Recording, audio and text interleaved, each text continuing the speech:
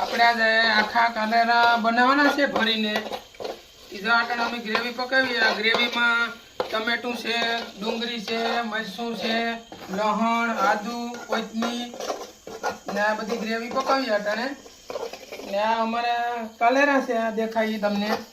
એમાં અમે મસાલામાં ભરવામાં તો સેવડો છે, એના બિયા છે, ગાંઠિયા,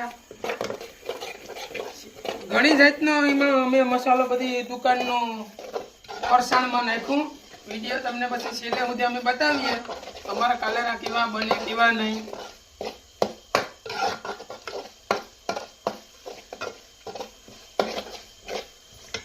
હવે અમારું શાક પાકીને કમ્પ્લીટ થઈ ગયું. જો તમને દેખાતું હે.